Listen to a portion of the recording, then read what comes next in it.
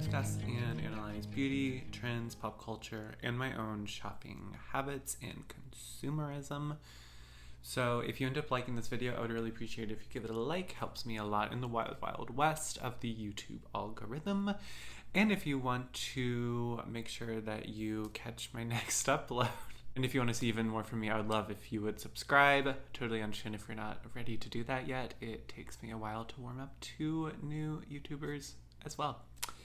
And if you want to see my face on the daily, I do have an Instagram that's focused on beauty at Clove_Room. So today's video is pretty simple. I'm just doing a get ready with me, sort of a Pride edition, a rainbow edition. The Love is Love edition. I'm kidding, not the Love is Love edition. I have different topics I want to discuss. Some related to Pride, some just related to my life. It's not really a Pride makeup look though, because it's actually sort of the opposite of what you'd expect from a Pride makeup look. So yeah, that's about it. That's the intro. I forgot to do my brows before I came on camera, which is my pet peeve because I hate doing my brows on camera. So I'm gonna do that real quick and we'll be right back with your regularly scheduled Pride Get Ready with me. We're gonna call it on the brows. Is there something else I wanted to do? I don't think so. Coffee break.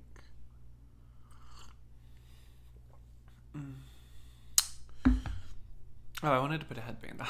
That's fine.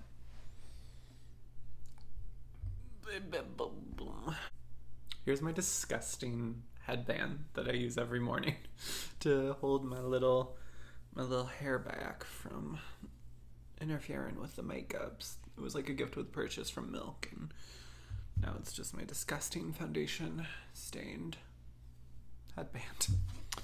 Alright, so I have like a whole, list of topics I want to discuss, because if I don't at least plan a little bit for videos, truly we end up just saying nothing. First bullet point is cheesy, but my first bullet point is what Pride means to me. Before we fully get into what Pride means to me, a little rundown of the look. I am going to start with my eyes. I've been into this Ilia liquid shadow that I thought I was going to declutter, and then I gave it a final chance, and now I use it every day for like the base of my looks. My brushes. My brushes are dirty, and we're just not going to comment about it. We're just not going to say anything, We're just going to support. It's Pride Month. It's literally against the law to critique or make a comment about a trans person that they don't want to hear. My brushes are indeed dirty, but we are celebrating that. We're celebrating love and gender diversity and whatever. Basically, don't comment that my brushes are dirty. The plan for today is I thought I was going to do maybe a colorful look or a trans flag inspired look. I don't know. But then I was like, I haven't done a really sultry, just warm look. And I have this little Dior 9-pan that's very just warm, sexy eye vibes. I mean, I use it just for very casual. I use the mattes in it a lot. But I'm going to use this today for the base of my look. And then if we need to punch anything up, Pat McGrath's Mothership 7-6 Midnight Sun. Look at this giant ass band. It's because I use it as a face highlighter, but that's pretty impressive. So what Pride means to me. What does Pride mean to me? Good question that I just posed to myself. I actually haven't been to that many Prides in my life. Fun fact, I actually live in Atlanta. That's not that fun of a fact. I feel like I've mentioned that before. I live in Atlanta, and so a lot of places in the Southeast, there are businesses and there are community organizations, and I work at a coffee shop. We have a Pride drink this month. It's the nationally designated Pride Month that is celebrated in Atlanta, but the proper Atlanta Pride, the week-long festivities where there's a parade and there's all this stuff, is actually in October. It's in the fall. And in the Southeast part of the United States, which is where Atlanta is, which is where I live, that's how a lot of cities do Pride. When I lived in Charleston, South Carolina, Pride wasn't until, I think, September or October, simply because it is so stinking hot in the summer and Pride is mainly the main crux of most Pride weekends, weeks, parades, whatever, is of course outside. So if you try to do it outside in June in Atlanta, it would be like pretty ugly. But honestly, it's been pretty temperate this year, so it probably would have been fine. But that's just how it is. So I don't really celebrate, or I mean, I'm celebrating Pride, but like the big Pride celebration, the official one, the one where, you know, Betty Who comes to town because I think she's like legally obligated to attend and perform at every Pride festival. That's in the fall. So, I don't know, it's just kind of funny because I feel like I should be looking forward to like the big Pride event, but I mean, there's still stuff to do. I just have to look a little bit more for it. Meaningful Pride I feel like I've been to in my life was actually when I lived in Charleston. I went with a few friends to the Charleston, South Carolina Pride Festival, which again is in the fall. Betty Who was performing, as again, she is legally obligated to. I actually really like Betty Who. I just have never seen somebody who's like such a mainstay of, like, I know she has performed, I'm from Kentucky, she has performed in Kentucky Prides, and she's just really knows how to book a Pride gig. Just like a really fun weekend with friends. I did Pride that year. It was probably 2018. That was like the first time I like truly did a Pride week where I like went to all of the events, went to the parade, like really was actively at Pride, you know, hooked up, you know, just did all the fun things that one does at Pride. See people that you've had really weird conversations with on Grindr. That was a really great, I mentioned Charleston. Also, I think I'm going to add a light because I'm just, like, I can't really see what I'm doing. I just adjusted the lighting a little bit. Sorry, this is still a very new setup for me, so I don't think the natural light was doing enough, so I added my studio lights, which I don't really enjoy, to be honest. I don't feel like they make me look very good. What am I doing now? Oh, yes. So that Charleston Pride was really meaningful for me because I had like a lot of queer friends in Charleston. I was able to see a lot of them. It just felt like I was really part of the community. And then, of course, after that, I decided to move away from the community because didn't want to live in Charleston, South Carolina anymore. I happened to like actually Chicago Pride.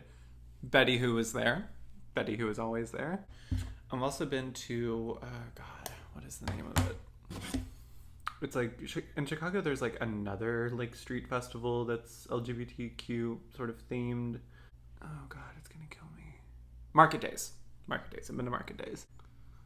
And then I went to Atlanta Pride last year, which was very low-key. I just sat on a hill with my friend in Piedmont Park, which is where our Pride is, and truly just chilled out. And I guess that's not really getting to the crux of what Pride means to me, but I don't know. I like really appreciate, I think Pride can be great because it can kind of point you, like if you're new to a city or you don't have that many friends and you're scared to go, I totally get it, but it can sort of like point you in the direction of like either people who could be your friends or organizations that you might want to join. I didn't find this through Pride, but I'm on like this sort of, like I play soccer recreationally, and I'm in like the LGBT sort of soccer coalition group of teams, and I don't know, that is something that's I've really enjoyed and gotten a lot of joy and community out of. So just like being able to find those organizations in your city, especially if you're in a smaller place, can sometimes be hard. So I think Pride's great for that. Obviously the parade is usually fun. They're always very long though, because they like, yeah, I don't think they say no to anyone. Oh, the first Pride I actually went to was in New York, of all Prides. I was interning in New York for the summer, and I lived in like a dorm at NYU that was like 4 blocks from Washington Square Park, like right in the heart of like kind of Greenwich in the West Village. It was fun. It was a learning summer, we'll call it that. Actually, New York's biggest fan, to be honest, but I just was there as a college student for a summer in a dorm, so I'm like one of those very quintessential like people they make fun of in TikToks. It's like, I can never live in New York, but I love to visit. Like, that is how I feel. Yes, so I actually hadn't even really planned to go to Pride, but it was just happening outside because it went up that street, the parade. And first of all, that parade went on for like truly 6 hours, I think. Like, and this was back in 2015, pre-Trump era, the Obama era. Anyone remember that? It was really fun. But it was kind of interesting because I remember even then, one of the things I thought was so strange is that every corporation that I'd ever heard of was in this parade. And I didn't realize that, like, and at the time I was like, oh, it's kind of cool that, like, that was also the summer that gay marriage was legalized in the entire United States. So it was very victorious summer. And what was I going to say? Oh, and there were so many corporations there. And at the time, I remember thinking, oh, this is great because if because Walmart was in the parade, which is so funny. If Walmart is in the parade, then, like, gay rights are here to stay. Every entertainment, like, company. Orange is the New Black had a float. I remember being really excited about that. I remember being very upset because Bravo had a float and I missed it, and that was the only one I wanted to see because I'm a huge Bravo fan. So still mad about that. I'm just doing, like, a very glam dark eye, in case I didn't make that clear enough. Jesus. I remember not, like, being that upset, but just being like, wow, there's a lot of corporations in this. And that brings me to my next topic, which is Pride Month and beauty, brands, and influencers. So I think one of many discussions that's happening right now is how to kind of, like, what queer and trans and allied customers want to see from beauty brands in regards to in regards to sort of allyship, I suppose, from brands.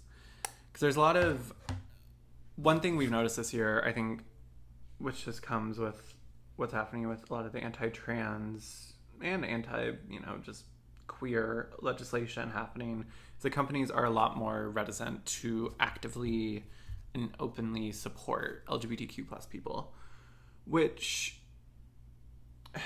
is interesting. It's a lot of things. Because one, there's this point being made that I don't totally disagree with, that's, well,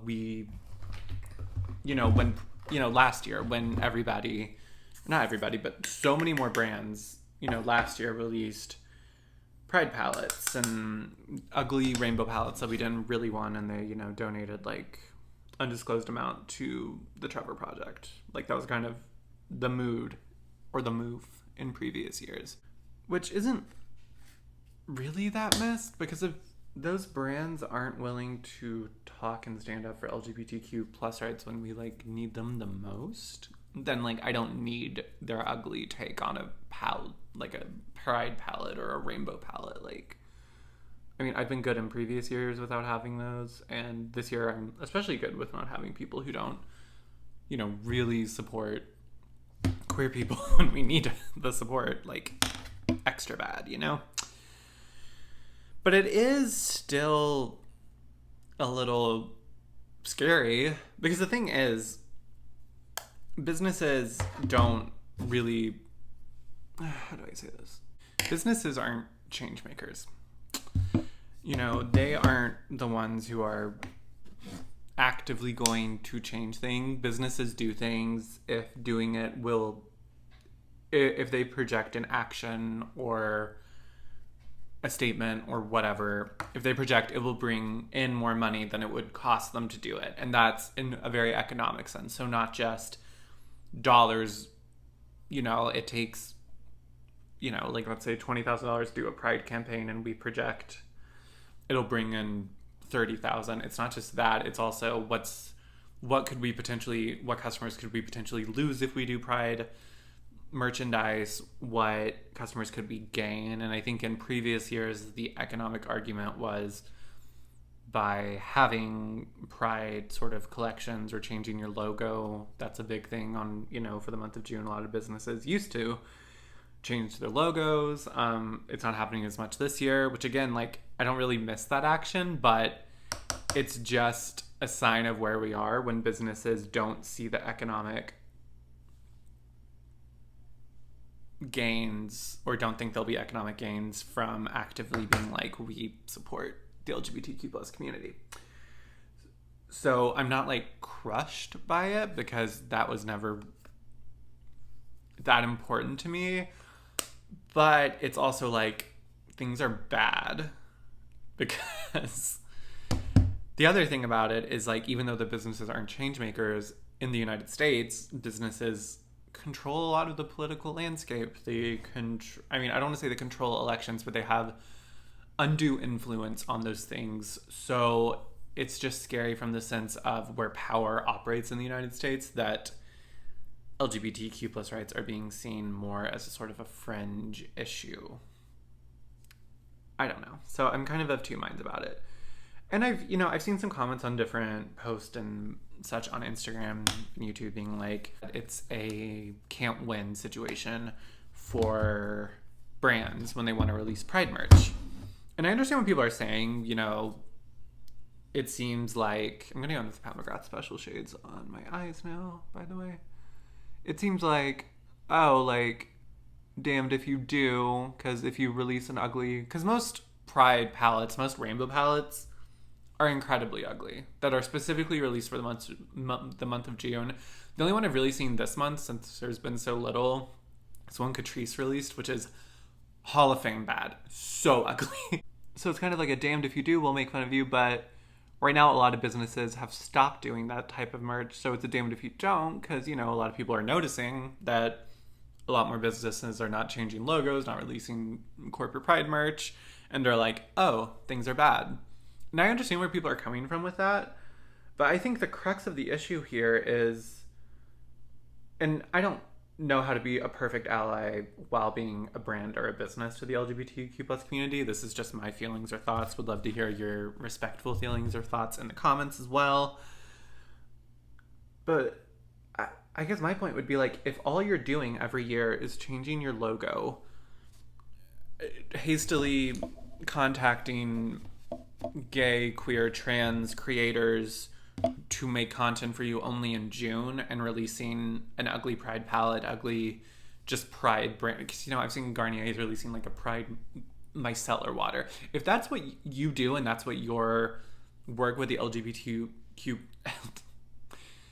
and that's what your work is with the queer and trans community, that's never enough, especially in today's moment. I think if you actually want to meaningfully engage with and be a true ally to your trans and queer customers, it's not about, oh God, what do we do in June? It's about what you do for the entire year. It's about when there's a Trans Day of Visibility, which is about highlighting trans lives, posting on those days. I'm not saying Milk Makeup is like the perfect brand when it comes to this. I don't really know. But this past Trans Day of Visibility, when most brands were completely silent and didn't say anything on a holiday, not holiday, but just a day that really meant a lot this year because trans visibility is under attack now more than maybe ever. Milk was the only one I saw that really had a beautiful video made by Blossom. I think they work full-time or at least permanently at Milk doing content creation, but they just made a really wonderful educational but related to beauty video. It was just a really, and in my opinion, maybe some people didn't like it, but in my opinion, it was a really great example of what like meaningfully engaging with the LGBTQ plus community actually looks like if you're a business. And again, there's always going to be the part that's like, you're a business, there's only so much you can do, like if we're being honest. But I thought that sort of thing was a great example of what a brand, especially one that's like, Sephora sold, not like the most, like the biggest, but certainly not the smallest. I thought that was a good example. Ritual de Fee also recently posted sort of like a statement or just like a very vulnerable post being like, we're queer brand, we're queer owned, but we also don't want to participate in meaningless rainbow capitalism. We want to say how scared we are right now. Like, it was very much, to me, it seemed really authentic and worth posting and worth engaging with, and I really appreciated it because I think some people who are well-meaning don't understand the complexity and the context that we live in. because I think some brands, some folks want to just be like, you know, it's so simple. Love is love. Everyone should be who they're meant to be. And that's that. That's all you have to say. That's all it is. And I understand why they think that's enough.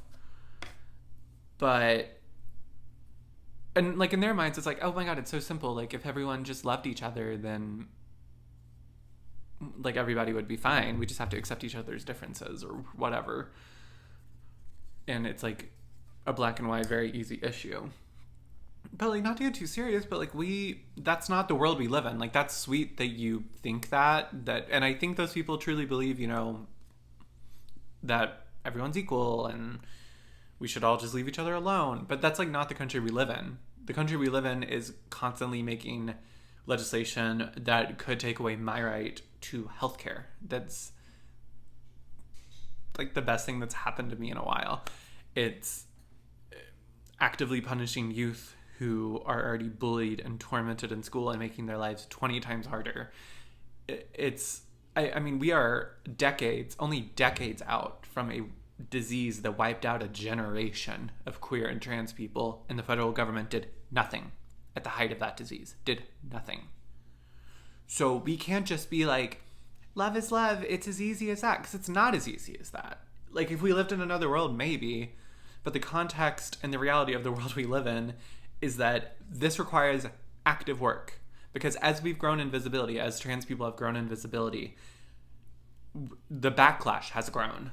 Anyway, sorry if that, like, I don't even know if that rant made sense, but I just wanted to be open of how I'm feeling this Pride Month.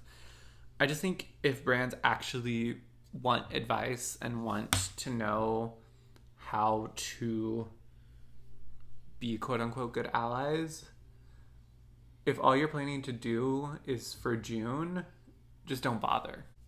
All right, I think I'm fine. I have just been blending away. This is where we are with the eyes. This is like pretty much what I wanted. I may add some more special glittery shade.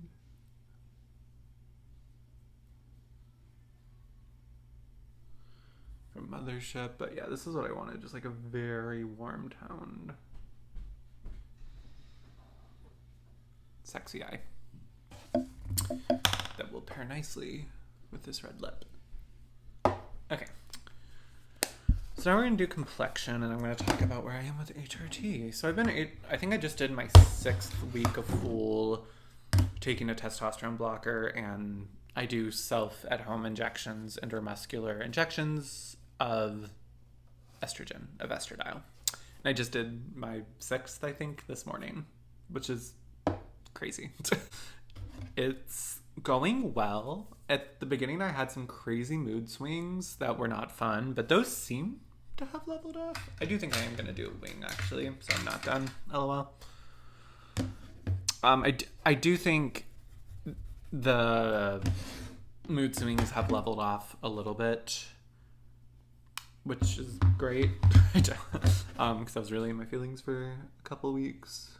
And also, I think this was just adjusting to the new medicine, but I really had stomach troubles for a bit and like had to kind of change my diet and stop eating dairy. I think my stomach's still a little bit more sensitive than it usually is. And I don't know if that's like the actual medication or if that's just getting on a new medication that I'm taking. You know, I have to take the testosterone blocker like twice a day through a pill. So I think that could just be a lot for my body to take on because except for like Excedrin and Tylenol, I don't take any prescription medicine. So that's probably what it was. But I don't know. It's been going well. I haven't seen like any crazy differences yet. The one thing I'm really experiencing is that my titties are like my little nipples are that are getting bigger. That's what I see the most change in, and I feel it. Like there are just times when I'm like, ooh, they're sore. And when I try to run or play soccer and I like start, I'm like, oh, this feels different than it used to. I have a joke with my partner. When my nipples were being very sensitive last week, I was like, batten down the hatches, the titties are coming in. So that's what we say now. Batten down the hatches, the titties are coming in. that's like pretty much the update. We're battening down the hatches for the titties to come in. I think 3 months is really when you start to really notice. And most of the changes I think I'm just noticing. I think in 3 months, that's when, you know, changes that outside people can notice will start coming in. So, but it's been good. I'm still really happy I did it. There are days when I'm like, oh my God, what if I should I just give this up and not ever do this again? But then I think about it and I'm like, no, the future vision of who I am really corresponds to this course of action. And the other day I ran in a sports bra for the first time in my life outside. And it was so scary, but so gender euphoric. Even though it was the first time doing something, it felt more like me than any of the other many times that I've, ran outside in my life. I'm gonna use the e.l.f. Halo Glow as a primer. I've been back in. I was never into my Kosas foundation. I thought for sure, again, like the Ilya, I was gonna declutter it. I now am obsessed with it, and I don't really understand why. And then I'm actually gonna use this Merit complexion stick today instead of my Glossier. And I'll probably do most of that with a sponge, maybe some with a brush. Something I want to talk about is I have sort of been struggling with shopping again. So I don't know how much I've really talked about this on my channel, but I definitely have like more makeup, and I've had strings in my past where I made very poor... I just threw my sponge across the room.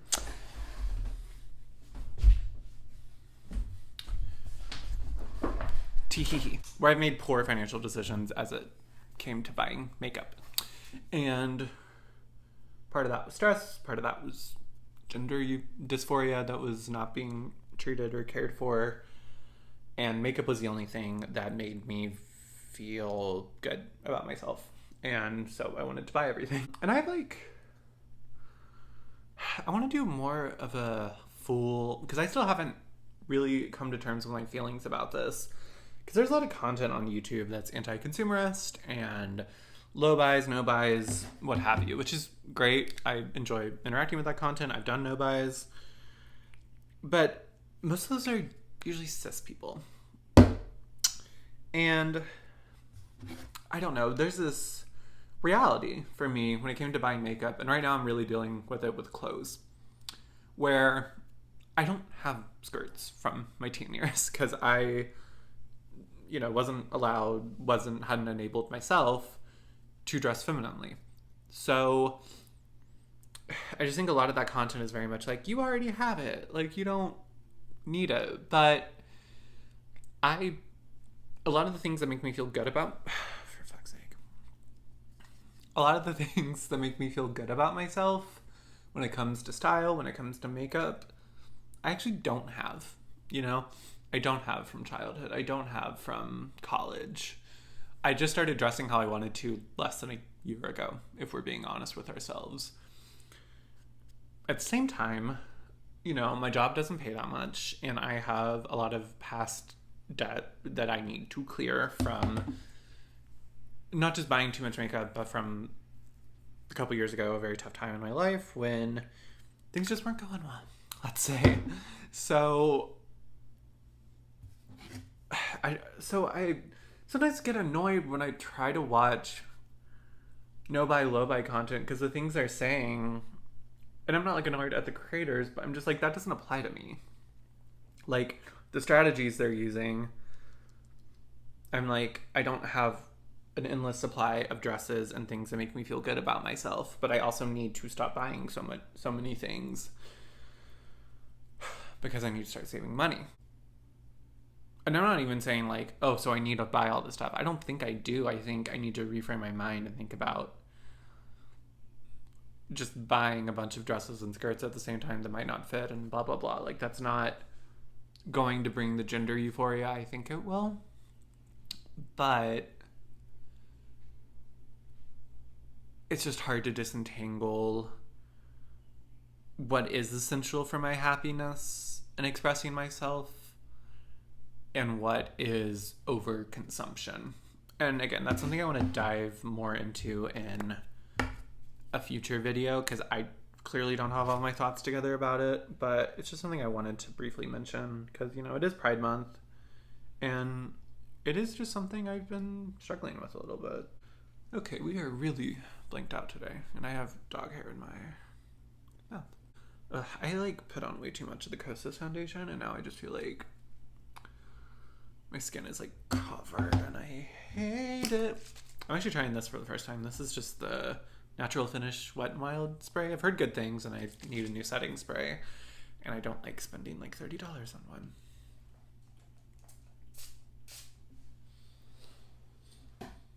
Oh, I don't know if I'm gonna like that smell. Oh, okay. I feel like that went everywhere but my face. Well, it doesn't smell that bad. It's supposed to have like a natural finish, blah, blah, blah. Doesn't smell that great either. I'm just gonna tap this in and hope that it makes my foundation look less heavy. Two things I did buy yesterday because I cashed in my Sephora points. I'd been hoarding my Sephora points for forever once I figured out that there was, if you're Rouge and you have 2,500 points, you can get basically a $100 gift card from Sephora. It's not always available, but it's available often enough. And so I finally hit 2,500, which I had been waiting for a while. And I was starting to see everyone receive and talk about their Yucca or Yucca palette from Natasha Denona, the new palette that's very much taking the beauty world by storm, I feel like. And I was like, I kind of want it. I've never had I've only had minis from Natasha Denona, which I've enjoyed, but I've always wanted like that midi or even the big palettes. I clamored after Biba for forever and finally put down that torch, I think. But this one, it's so interesting and unique, and the shimmers and like the new sparkling metallics, I think they're called, look incredible. And I was like, ooh, I kind of want it, but I definitely don't want to spend $69 right now. But then I was like, oh, maybe that randomly, you know, yesterday I was like, maybe the credit's available that I can get with my points on Sephora and I won't have to wait for the palette. And it was reader or watcher. It was. And I was like, this is kismet. I've never been so happy in my life. I have. But it was a happy moment. I think spray's nice. I feel like that did actually help melt in my foundation, and it's giving me a nice, I feel like my skin looks more like skin, but it's not overly dewy. Spray is a little scary, but you know, it's $4, so wet and wild. Okay, why do I keep dropping this much? The last thing I'm gonna talk about is just my YouTube consistency. I'm really inconsistent. I'm trying to figure out ways that I can be more consistent. I'm going to use Phytosurgeon's Evaporate. I just used the contour and the bronzer from Salt, New York. So I started my new job and I really like it, but my schedule, you know, it's a service industry job and it's pretty inconsistent. You know, the shifts I work. Sometimes I work really early in the morning. Sometimes I work until like 6:37. It just depends on the week and how what I get scheduled for. And it makes YouTube hard because like I know I have Friday and Saturday off, which is really nice. But then the weekend rolls around and I'm like, okay, I'm gonna get YouTube stuff done. And I'm like, I don't want to be productive. Like I don't want to, even though I enjoy YouTube and beauty, you know, it's hard to kind of get myself together, make sure I've shaved that day, because that's a big thing for me. That's where a lot of my dysphoria comes in, is needing to shave every day. That's a whole other video. I think I've come up with somewhat of a new plan where I just try really hard on Fridays to film 2 videos. I'm going to try to film after this one. And then maybe try to edit on Saturday. I don't know. But I just wanted to acknowledge that I do have a full-time job that I'm still getting used to. Like I really want to upload twice a week. And I think maybe I just need to pace myself to try to upload once a week and then go from there. But in some reason, like for some reason in my mind, I'm like, no, twice a week is a serious YouTuber. Even though I think plenty just upload once a week and then maybe do a bonus video every now and then. Using the Dior Coral blush, by the way. I love this thing. The combination of it and Evaporate from Phytosurgeons is a dream. I'm going to, I think, set with some Glossier Powder and then finish up the eye look, do mascara, I've kind of exhausted all my topics, so I'm going to speed through this and then we can finish up together and I'll show you the final look and the dress I want to pair it with, because I bought a new dress from Pride and I want to wear it. Be right back. I don't even know how to explain to you what just happened. I tried not one, but two. I tried the Dior liquid lipstick. A disaster. Looked awful. It's always too pink for me. I think I'm actually going to declutter it in this very moment because it's not working. And then I tried Say Classic, which is a lipstick I thought I loved. And I'm not decluttering this because I think I still like it, but it really got everywhere. And I don't know why, but I'm really struggling to do a red lip right now, which is annoying because all I want to do is red lip. I'm going to line my lips with Milani Cider, which is this little nubbin I have of a lip liner. Then I'm going to apply cider and pepper. I'm going to mix these from e.l.f. And hopefully that is a red lip I can get behind. Because these last two attempts, disasters. I've never had so many problems putting on a lipstick. Okay. That seemed to work out okay. Oh, and I'm gonna add a little face highlighter and then we'll be done.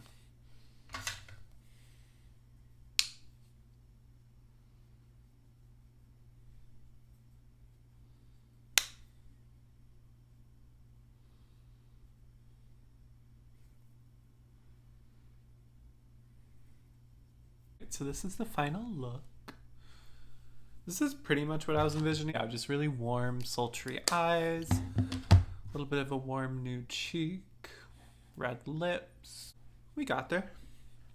I think I look very pretty. Oh, do you want to see my dress? Of course you do. Ooh, just a black dress from Pride that I got for like 20 bucks.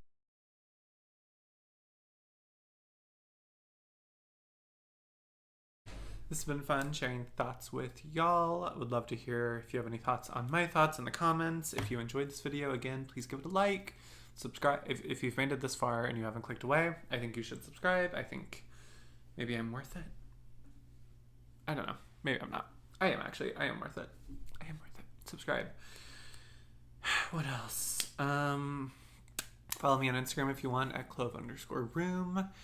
And today's parting thought is that red lipstick is sometimes a lot harder than you think it's going to be, but it's usually worth the effort.